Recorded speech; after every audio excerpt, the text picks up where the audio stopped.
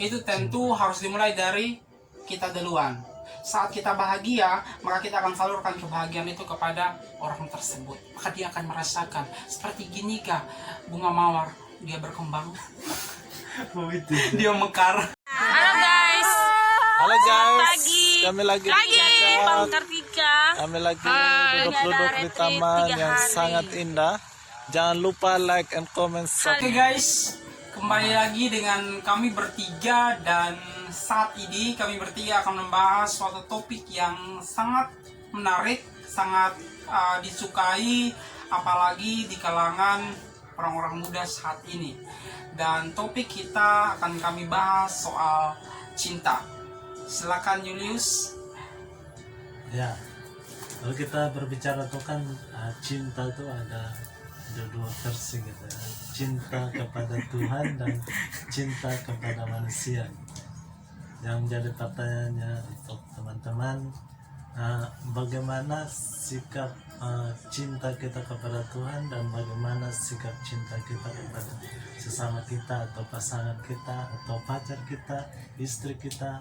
Menurut bro berdua kayak gimana? Ayo silakan Yul yang sudah punya istri. Hanya istrinya masih digantung. Bercanda aja. Silakan Yul. Ya, kalau menurut saya pribadi, kalau kita mencintai Tuhan, pasti kita mencintai sesama. Ya, dari aspek kebenaran itu sendiri. Tidak mungkin kita bilang cinta Tuhan tapi kita membenci sesama kita. Pasti dasarnya adalah kita harus mencintai Tuhan terlebih dahulu, baru mencintai yang Tuhan ciptakan. Dan Anda gimana? Dan mencintai yang Tuhan ciptakan tuh ini cara mewujudnya itu kayak gimana? Ya, lewat etika moral yang sudah Tuhan tunjukkan, apa yang Tuhan firmankan di dalam Alkitab. Kan kita sudah punya standar atau nilai-nilai yang Tuhan teladankan dalam Alkitab, seperti etika moral dalam karakter kita, pembawaan kita, cara ngomong kita, sopan santun, tata krama harus kita perhatikan dalam kehidupan kita, dalam menjalani hubungan kita sama orang lain. Kalau menurut saya cinta kepada Tuhan, tentu itu suatu hal yang sangat penting, dasar utama yang harus kita benar-benar tahu. Karena ketika kita udah cinta sama Tuhan, tentu aplikasikan menurut saya aplikasikan tentu kepada sesama. Tapi cinta yang kita akan praktekkan kepada sesama tentu semua berawal dari saat kita bertemu. Kedua, cinta itu akan kita tularkan saat kita melihat. Lalu yang berikutnya, cinta itu akan menjadi saat kita berani untuk melakukan action. Lalu yang terakhir, cinta itu akan timbul seiring jalannya waktu ketika kita mulai saling mengenal.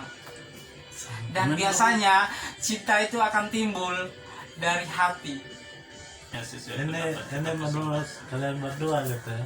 Kita kan udah definisi bagaimana mencintai Tuhan.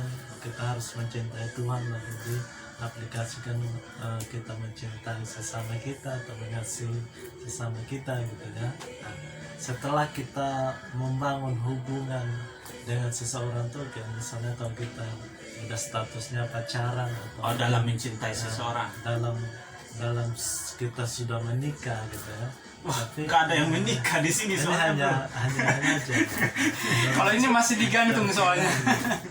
Jadi ini pada saat ada satu momen mungkin ketika orang yang kita cintai kita tuh menduakan kita gitu. Bagaimana sih respon kita untuk seseorang yang sudah menduakan kita. Silakan Andre, saudara Andre Ini yang sudah diduakan. suatu hal yang cukup apa ya untuk kita jawab. Tentu kalau ada orang yang menduakan, pas kita bilang kamu nggak tahu ya sakitnya di mana, di sini, di hati, di sini. Ini bukan curhat ya guys ya. Tapi saat kita diduakan, ketika orang itu dewasa, dia akan belajar menyikapi. Oh, ini mungkin pelajaran dari Tuhan untuk saya. Untuk saya tidak terlalu lebih mencintai lebih dalam, tapi mencintai sekedar saja. Sekedar saja. Iya toh, kalau dia menduakan kita kan terlalu unsurnya kan pada cowok. Ini jawabannya nggak sesuai aplikasinya guys. Kalau aplikasi sesuai, karena ini Nggak sesuai nih. udah banyak belajar mencintai setiap orang. Tapi mencintai someone itu butuh perjuangan. Kalau aku sih tipikalnya hanya menatap. Dan aku kelihatan keren. Itulah cinta.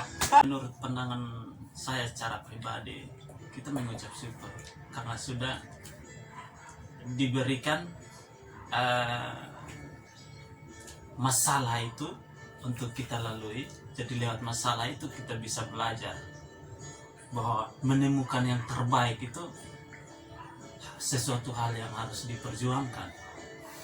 Jadi, harus kita pikirkan, planningkan ke depannya kayak gitu. Jadi kita mikirnya ini yang baik, belum tentu itu yang terbaik dari Tuhan gitu loh.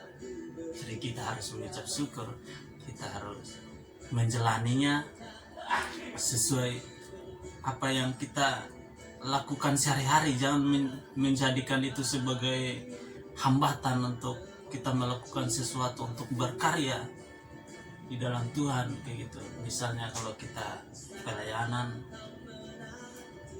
kita lakukan pelayanan kita dengan sebaik mungkin. Jangan menjadikan kita udah diduakan lalu kita mundur dari, jadikan itu sebagai hambatan kita jadi mundur dalam pelayanan kita masing-masing.